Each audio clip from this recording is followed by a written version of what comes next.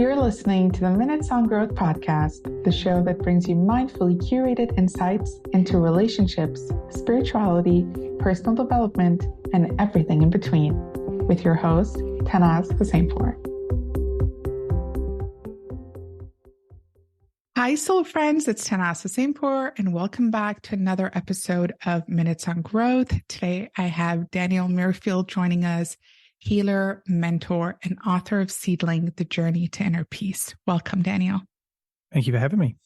Thank you for being on. Well, let's get started because this topic that I feel we can all benefit from, especially post-COVID, a lot of us, myself included, are experiencing perhaps more unease or anxiety, and there are just a little bit more challenges than normal when we're trying to tap into the inner peace that exists for us.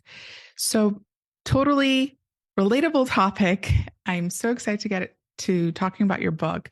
But before we do that, can you tell us a little bit about your journey and what led to the birth of the book? Absolutely. I grew up in England. I grew up in a country.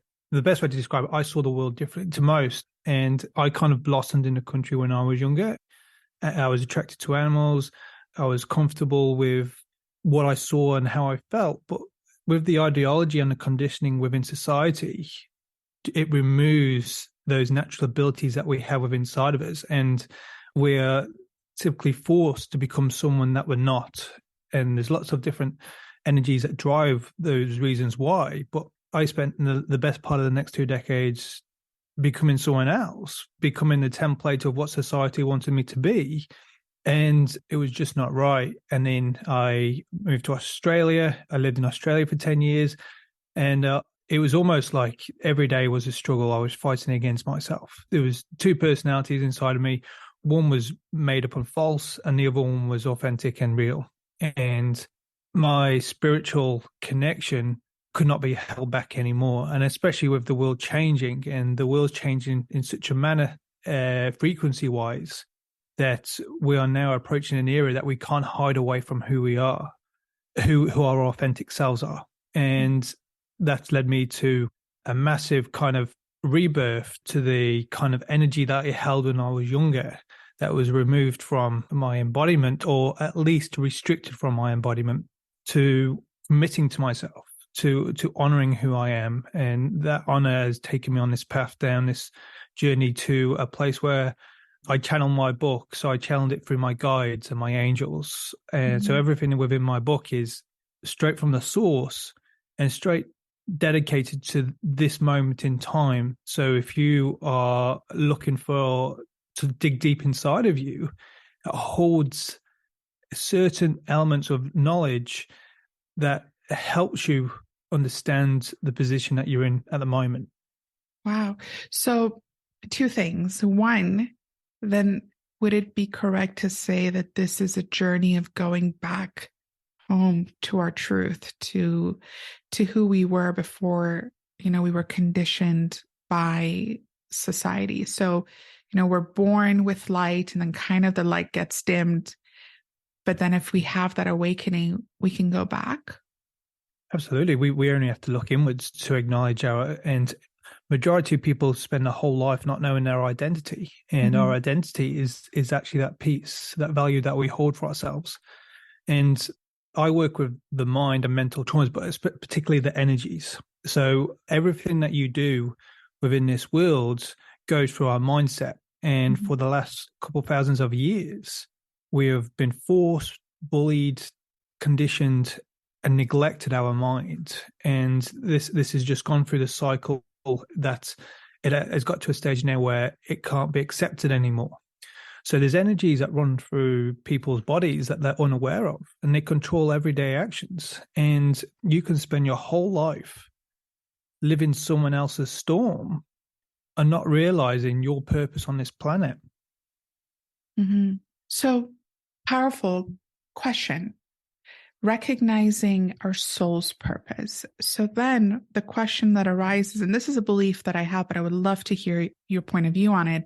I believe that, our soul has a unique set of gifts and talents, and it kind of is brought into this world, into the physical realm, so that we can have those gifts manifested through us for the betterment of society. So for the better good of all.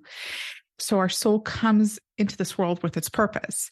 Is that something you believe in? What are your thoughts on that? And then how do we find that purpose? How do we recognize it? And then how can we actually follow through with it? Yeah, our soul is always destined to have a contract. That's why we enter this life. So we're meant to learn and grow, especially in a physical form. But we sometimes skip a couple of steps and get away with ourselves. And the first stage, or the first step, is understanding our embodiment. But if we've been neglected within ourselves, and we've been forced to have this mental trauma and locked within a safe room within our mind, we're not even completing the first step. We're not even completing the actual acknowledgement of our embodiment. And life on this planet is about the physical form. So the soul has unlimited potential, and it is used to this vibrational alignment of a higher consciousness, this spiritual alignment. But when we look at this place and standing on this planet today, is about the relationship that we have with our embodiment, and that goes deeper than we know, and that is understanding the energies that complete us. We can jump a couple of steps ahead and say, well, I was meant to learn this and I was meant to do that in my lifetime. But if you're not committing to yourself and you're not identifying your embodiment, you kind of detour off your path, and you detour in such a manner that even if you complete it, you're still not acknowledging who you are. And our identity is that light that shines from within, that connects in with a higher consciousness, that finds peace within the moment. And we talk about the meaning of life, and the meaning of life within our embodiment is acknowledging the moment, is being present, is being aware of our surroundings, is understanding the value of life. So we like to keep our will busy, and it's a state of avoidance. It's a state of avoidance because we don't know how to build on this relationship that we have. And you spoke about the pandemic before, and post-pandemic, it has triggered a world of problems. But the problems that were there, they've been there forever. They've just been lying asleep inside of us. It's only because our freedoms were taken away from us that they've risen to the surface. So our issues don't just stem from the last 2 years. They stem from a whole lifetime, and they go back generations. And if you think of your family members, the transfer of energy, we can quite easily be living our parents' life and their problems and never really step into who we are. So when we talk about healing and the qualities and aspects of life that we're neglecting, it's more about understanding the value we have for ourselves, the respect and honor within this lifetime. So the pandemic kind of brought to light all that we were unconscious of, correct? That we have been holding on vibrationally from generations ago, as well as, of course, our own childhood, and kind of that space, that pause allowed it to come up because we no longer could suppress it with the noise of day-to-day life. Am I correct? Absolutely. Yep. Okay. So now that it's at the surface, and now that we kind of have to become like face to face with all of these energies, what happens now? Because, for many, they enter into fight or flight, right? They become reactive, or they just freeze. They don't know how to deal with all of this stagnant energy that is, coming to life. What do we do then? Well, we've been conditioned, and as I kind of said at the beginning, I was conditioned to become someone else I'm not. So for 2 decades, I committed to the template of society. I committed to, I've been an electrician, and I committed to a trade, learning skills, and the way that society functions. But when we step back and actually look at what's actually happening, we are a logic-based world. So we use that 9, 8, 10%, whatever the number is of our brain, but we use it 100% of our time. So when you were making decision making, logic functions under two conditions: efficiency and control, or the efficiency to control. So when we're in a place of self-care and love, there is no control. It is freedom. So if you're trying to put a logic-based profile into your life, and that means that you're self-sabotaging in the way that you do it because you're trying to control the situation. Whereas your mental health and the value you have is outside that realm. It's in the realm of letting go, having a space available to be present and understand the values that you hold. So logic only ever performs under control, and control creates themes. And normally the themes of control are fear, stress, anxiety, anger, envy, jealousy. And because it creates these themes, it creates a theme inside of you. It kind of attaches this energy, and this energy waits for a moment of weakness. And that moment of weakness then rises to the surface, just like the pandemic did, rises to the surface. And then it is your choice what you're attaching. So what you end up doing is you end up reattaching to the energy of fear, and then you start repeating the same cycles and the same problems, and you're not actually healing. So when we look to kind of expand our consciousness and understand the relationship of our embodiment, we have to head in a direction where we are not trying to control the situation or others, or kind of have this ideology and conditioning of this is the way that the world functions. To release our mind, we have to start knowing the difference between emotionally charging our feelings of fear and control to feelings. And there's a difference between emotions and feelings. And feelings are our gifts.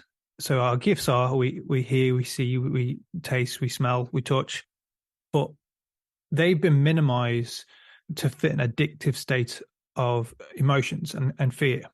So at the start of any kind of enlightenment, rebirth, honoring, I would encourage people just to sit down and re-engage these gifts, because you have to rebuild this relationship within you. You have to honor, and you have to sit back and go, hang on a second, I know that energies that run through my embodiment aren't one of my own.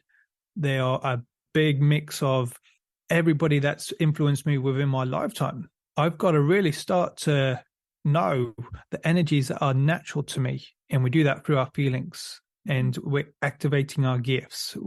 And when you sit down and you just listen, you're welcoming in a higher frequency of being present, or you watch, or you form an expressive outlet where you can encourage yourself to attract a different higher frequency and surround yourself with different people. It's all about rebuilding this relationship that's been lost, or hidden from us. Okay, so you said there's a difference between emotions, that fear is an emotion, and feelings. And when these, let's say, situations come to the surface, to kind of sit, to be a witness, to surrender control, right? To surrender trying to make logical sense from it, and to kind of rebuild that relationship with our inner true self. Am I correct? Yeah. So if your first instinct is to react, it's to react under the umbrella of control. So whereas if you sit back and you go and ask yourself, how am I feeling? And let the messages come through. You might hear something, you might see something, and it won't happen instantly, because we're a world that's impatient, So if you sit on it for a day, a week, if the opportunity is available, the messages that align with your higher consciousness will come through. You've just got to open that line of communication. And so our gifts reinforce this kind of relationship. And then all of a sudden our mind goes, there's an avenue here. There's a line of communication. So I can start sending messages, and you might start, it might be in your dreams, or they might give you an intuitive message to be somewhere or do something. So and then it starts aligning you with different people. And it's all about making the right decisions and choices.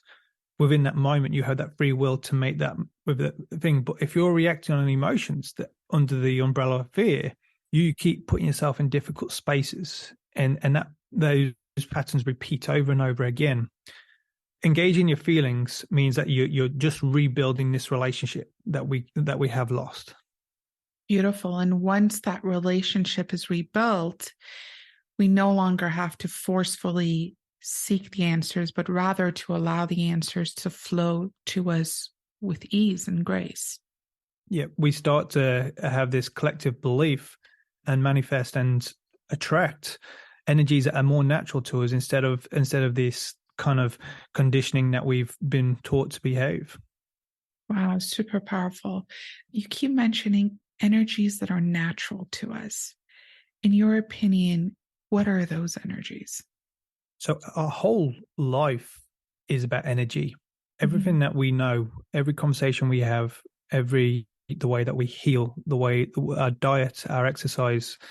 So it's the transfer of energy in which we are constantly receiving and giving off. And so it's this cycle, like we call it the circle of life, and it is forever moving. But what happens is when we absorb energies of control, they stay static within our embodiment.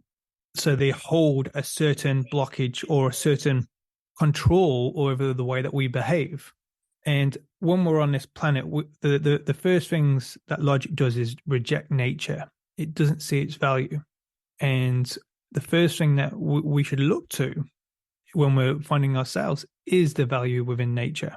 And nature holds, by just being present, holds every wisdom and knowledge that we ever need within this lifetime. And a lot of people go to ground and rejuvenate or reignite their kind of higher frequency. But within nature is not just those balancing frequencies of life, but it's lessons that are present in every moment when we acknowledge it. And this is when you go into nature, you reactivate your gifts, your feelings. All of a sudden, you're seeing the world from a different point of view. And those energies, because you're seeing those energies are more likely to surround yourself with a different concept of life, a different value that we hold. And because logic is control and we function, the whole world functions under logic, that's how we got to this state moment in time. You have to start surrounding yourself with a different type of quality and energy to align yourself and balance yourself, balance who you are, balance the energies that transfer through you to a place of freedom. And we get that with nature, and nature holds that freedom. It's just that we ignore it. Wow, so powerful. And as you were saying that, to be honest, I just recently lost my dog, and it's been such a difficult and challenging period. And last Sunday, I was feeling so down. I was missing terribly. And my partner said, why don't we go to the park? You know, the cherry blossoms are out. And I said, sure. I mean, I love nature. So as you know, I was walking through the park, and it's so interesting because during this period, when I lost her, even though I'm surrounded by wonderful people, there were moments that I felt lonely. And specifically on Sunday, I felt so lonely. So I was walking in the park, and I was, hugging trees and just talking to the flowers. And as I was leaving the park, we decided to leave through the woods instead of like the natural path. And suddenly someone just screamed out my name. And I turned around, and it was someone I had not seen for 2 decades. So from middle school. And I just was like staring at him like, wow. And I thought, wow, that's the universe's message of you're not alone, and kind of nature bringing it all back to me and saying, you're going to heal, you're going to get through this. And I really like that those 2 hours made the world of a difference. So as you were saying there, I felt every single word, because nature truly does heal us, because I feel like we're part of it. So it's like going back home. Yeah. And as humans, we have this arrogance that we are the be all and end all, whereas we're not. We're actually meant to be part of a collective system, meant to be experienced life. And because we pretty much destroy everything we touch, we don't get these experiences like you had. So we don't put ourselves in these spaces where if we need this certain rebalancing or quality within our life, we reject that concept. So that intuitive feeling to go through the woods, that was all kind of destined within that day, and realigning yourself with different energies and lifting that vibrational alignment. But when you lock down your feelings and you're Mhm. emotionally charged, you could have just stayed in at home all day being sad, Mhm. and not going out and putting yourself in that positive space.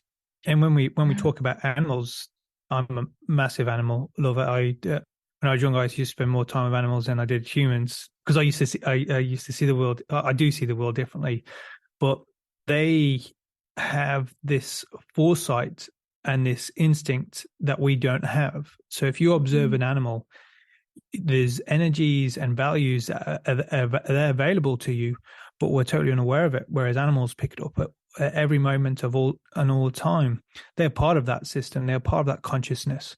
Mhm. So surrounding ourselves with animals is just as much knowledge and wisdom, if not more, than having a conversation with someone else, because they bring a different level of and a different value to our life. They have this wisdom and knowledge that we just don't have access to at the moment. Wow, super powerful. The question came to mind, and I would love to run it by you. So, usually, when people embark on, these spiritual journeys and like really an awakening of their truth, of their soul, and this journey back home, they recognize that certain people in their lives perhaps kind of keep them stuck in their old selves. Maybe they don't feel comfortable, with these changes, with this evolving version of us. So we decide, okay, they either give us negative energy or, they're holding us down, and we choose to not engage with them. And there's two parts of this. One, there's always that societal judgment of, who does this person think they are? Now they think they're above us, and that's why they're no longer our friend. So that judgment that comes from others. And sometimes I've noticed with myself and with my own clients, this notion of guilt that I am no longer able to connect with people that I used to connect with, because it's as if, like, even saying goodbye to your friends is the same pain as saying goodbye to an ex-partner. So how do we deal with that judgment? Because it always does arise when people are going through an awakening. They suddenly find themselves lonely and not surrounded by as many people as they did in the past. And then also, how do we deal with the guilt that comes with evolving and growing? And this is common through every stage of, especially enlightenment. When we are younger and when you were the way that you attach your energy, we used to attach it to everything that was possible because that's what we were taught. And Mhm. when we grow, our frequency changes, we kind of evolve, and we kind of start to form this little bit of a character within us, and then we know what we kind of like and dislike within that logic world. That's the kind of direction we have. So when we grow and form that character, we are always kind of going to leave those people behind, but it's because we're emotionally charged and we're attaching an area of guilt to Mhm. that situation. We're not allowing ourselves to move on mentally, and it's all in the mind. We attach ourselves, and we don't say, well, hang on a second, because it's no one's power to control others, but because we're a control based society, we are reattaching ourselves to the control of fear, because we don't understand the knowledge of freedom. So it's all down to the individual story, but that's typically the kind of oversight of it. So when we're kind of, so we're locked up within our minds, we're restricted, and we're in this kind of room within that has no kind of light or freedom with what we're allowed to achieve within this world, especially a large portion of us, 90, whatever it is, 70, 97% or whatever it may be.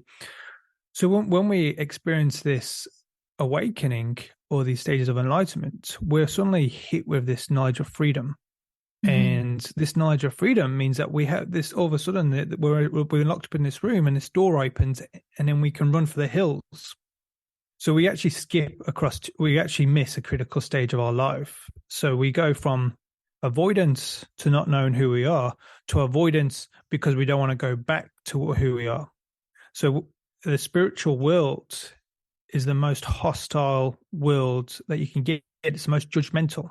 It's the Mhm. most kind of, so because you've suddenly had this taste of this freedom and taste of a different value within this world, you believe, your logical mind tells you, because one's wrong, the other's right. So Mhm. as soon as you go through that stage of awakening, and then you have this different concept to life, all of a sudden this ego pops into the situation and tells you, I'm right, you know. So if someone else comes along with a different opinion, they go, and it's different to yours. Nah, you're wrong. You're wrong, and it creates this theme of this judgmental theme. And when we go through, especially stage of alignment, because they're draining, we have this path, this golden path, which within this lifetime, which we stay on.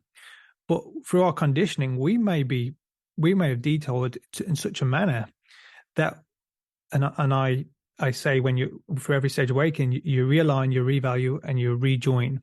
So you may take 5 times, 10 times, 20 times. You might change your opinion and the way that you see your world so many times before you get back onto this path.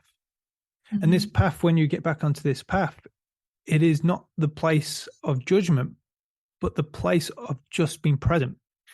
And the spiritual community, and you can understand this, right? They've had this mental trauma. They've had everything hidden from them in this lifetime, and it's just this reaction, this emotionally charged reaction, which they're used to being under the idea of fear. They're desperate for change, and nobody wants to be in that position. But that's what everybody's in at this moment in time.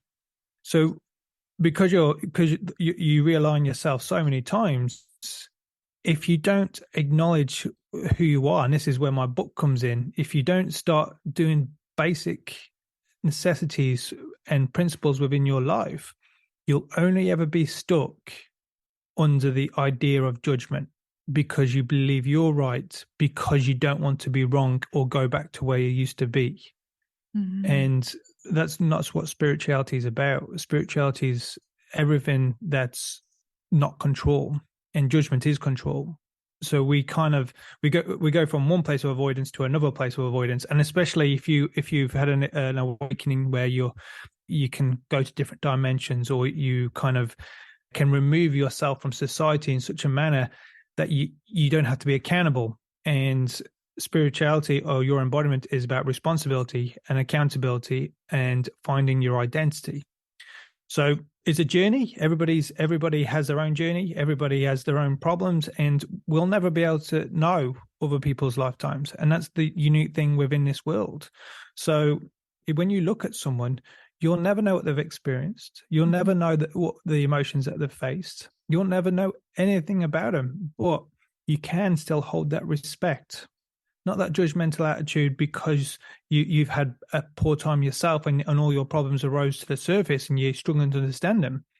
But it's the respect between the conversation, or respect between you and nature, the respect between you and the moment. And we get lost, we get off track, and we lose touch with the values that are meaningful to us. Beautiful, beautiful. You mentioned that in your book, you mention, certain actions that we can take to kind of discover our truth, ourself, right? So who we are outside of this judgment, who we are outside of fear, who we are in the present moment. Can you talk a little bit about that? Yeah. So when we look at healing and trying to activate these energies that have been holding us back, our attention has to be brought to the moment. Mhm. So our awareness and our self-care has to be brought within this moment. And within this moment, even if the energies are wrong, you've still got to acknowledge them. You still got to say, they're present, they're with me, and you can't change that. So every Mhm. memory that you have within your lifetime, they are here, and they are here to stay. So if you've had a poor event, or kind of you've been put yourself in a difficult space, and you believe that you can ignore that, you can't ignore that. It's Mhm. about understanding how and where you got there. So what we do is we start by bringing our attention to the moment. We start with our surrounding energies, the spaces that we hold, our feelings, balancing our life. And we implement, are we kind of, like, for example, people turn to the materialistic world. So they're very easy to buy materialistic items. And then when we buy something, we attach our energy. And it's an energy of disconnection. So we kind of, when we go through this at the very beginning, we kind of clear our aura, we clear our spaces, we acknowledge our surroundings, we acknowledge where we're discharging our energy or attaching our energy. We bring our awareness to simple aspects of our life that could be disempower us every single day. And then once we start to have that awareness within the moment, we can then look back, but we have to honor this, who we are to start off with. So once we've got this kind of space available to really digest what's happened in the past, we can then go back and look at the energies or the influential figures or the conditioning that we faced and put ourselves in that space to ask us how we feel. And with any moment of healing, we have a picture within our mind. And you might think when you look back and go, oh, I remember that moment I laughed. That might just be a kind of like a safe reaction, a kind of like I created this theme inside of me because I didn't know how to deal with trauma or emotions. So I just laugh at it. And then you think, oh, because I laughed and I had a good time, it was a really good day. But you might find that you've been laughing just to try and cope with the mechanisms of a painful world. And then all of a sudden, because you realize that you've created this personality, this avoidance, or this kind of character that's as just in the survival mode, you realize that every space that you put yourself in may have been compromised because it was a difficult space. It was uncomfortable to you. So our kind of like our healing process, it doesn't happen overnight. The best thing we do is turn our awareness to who we are and start surrounding ourselves, putting in our positive spaces and trying to lift that vibrational alignment, even grabbing books or talking to people. Like if you find a spiritual guide or mentor, they will sit down with you, and you need to find a creative outlet that lets you understand who you are, but also helps you grow, helps you kind of like evolve in such a manner that you're not detouring further away from the path, you're coming back onto the path. So in order for healing to take place, we must first accept the energies that exist within us. So we're not fighting against them. We're not in denial. We're not negating them. We're kind of being in a state of acceptance, which then creates a space for reflection, for witnessing, and ultimately for healing, right? Yeah, absolutely. And so when we were born, and this is all coming to the surface now, especially because of the way that technology has kind of evolved so quickly, especially over the last half century. So people's mental health are always compromised when the economy is first, and the economy has always been first. So, but because it's accelerated and because the way of control has evolved, you will find that if your parents had issues or had moments in their life that went untouched or unidentified, every mental trauma they faced can be placed within your reality when you were born. Because when you were born, you know more about your mom than your mom knows about, than your father knows about your mom, and then vice versa. They are part of you. You hold the energies that run through them. Yeah. So their lifetime, their memories are stamped onto your reality. And most people are faced with this concept or this reality at the moment that you could potentially live in your parents' storm with no freedom to acknowledge even who you are. And a lot of people do this until they get to a certain age in life and really go, I can't believe I haven't even had the freedom to acknowledge my identity or acknowledge the simple principles of who I am.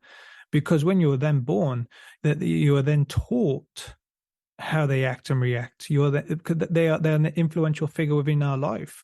Yeah. And if they've got a mindset of conditioning, control, kind of that this is my way and this is how you act, this is what you should do in life, this is my rules and situation, you've got the energy running through them, but then you've also got their conditioning as well. And that is nothing on the parents. That is the way that they behave. They have faced trauma themselves. They've been put in spaces which are unnatural to them. And so that goes back another generation, then it goes back another generation. And this is due to the conditioning of society. This is due to putting the economy before people's mental health. And we are entering a stage now where it's about to break down. It's about to draw a line in the sand and go no more. And this is where spiritual people all the way around the world, and you'll see them pop them up here, there, and everywhere, coming to light and offering a service, offering their services, because they're on this planet at this moment in time to help people guide them through their mental trauma and understand the energies that flow through them. And the work is so powerful because once we're able to pause, to come into the present moment, to see all the truth, as difficult as it is, we not only heal ourselves, but we're healing future generations as well, correct? We're breaking that chain. Yeah. So powerful and so needed, ultimately. And I'm so glad that my soul is experiencing life in this period, because we really get to see this huge shift taking place and generations of limiting and constricting beliefs kind of no longer making it to the next generation. So them being broken, as you said, it's really, really exciting. Okay. So I'm so glad that we were able to have this conversation and for us to be privileged to hear your wisdom. How can people purchase the book? So where can they purchase the book? It's available on Amazon. It's Seedling, the Journey to Inner Peace. Or if you go to my website, which is A Sage's Journey, there's a link to Amazon as well. Powerful. Thank you. One last question. If you could go back to your younger self, especially the age where you said, you went to school, you became an electrician, so you were like in that period of being super conditioned, what is one piece of advice you would give to that version of yourself? So when you're through healing and when we're aware of our past, we live every moment. And within that moment, there was wisdom available. I just choose to ignore it, or I was conditioned to ignore it. So we never look back and try and change what's happened. We look back to acknowledge the wisdom that was present that I ignored. So I wouldn't change that moment, because that's put me in this space today. That's put me in this position. So I encourage people to not try and regret or want to change it, but look back and look for the wisdom that was available, or the knowledge, or even the messages that were there present, and know that there was a chance for me to do the right thing, but due to ideologies or the position I put myself in, I restricted the way that I saw the world. So when we look back for knowledge that was always there. It just ignored. And that's by being present within this moment, within now. That is part of me. It is who I am, and I can't change that part of my life, but I can take that wisdom and make myself stronger, and I can pass that on to others around the world. So that's my honor within this moment. Amazing. So nothing to say to your younger self, but perhaps just going back to that moment in time and discovering the wisdom that, you had closed your eyes to back then, and just kind of revisiting that moment with open eyes this time. Yes, that's all part of me. That's created where I got today. And people go through tough times, and like I said, they become someone they're not meant to be. But remember, with any difficult moment, there's always value and there's always wisdom. We just have to be able to be aware of those spaces. So. Wow. And I hope that all of those listening can really sit with the last sentence that you said, and really just if they're going through a hard time, to just know that, we can choose how to respond to those moments. And as you said, we can always respond from a place of love and presence versus fear. Absolutely. That's life. Yeah. it's a good reminder to have, because I feel like even when you know it, sometimes you forget it. So it's good to constantly be reminded of this powerful truth. Yeah. And it shouldn't be forced either. It should. So when we keep reminding ourselves, there's obviously something that's holding us back. Mm-hmm. So by bringing our awareness to that moment, we can identify the kind of surrounding energies that are trying to prevent that from happening. So love and kindness is the future. Amen. Hopefully. Thank you so much, Daniel, for being on with us today, for sharing. And I really hope that, your message gets delivered to millions and millions of people. And I really wanted to thank you for the work that you do. Thank you for sharing this space with me. Wonderful. Thank you, everyone, for listening, and we'll speak soon. Thank you for joining us this week on Minutes on Growth. If you enjoyed today's episode, then make sure you never miss a show by clicking the subscribe button now.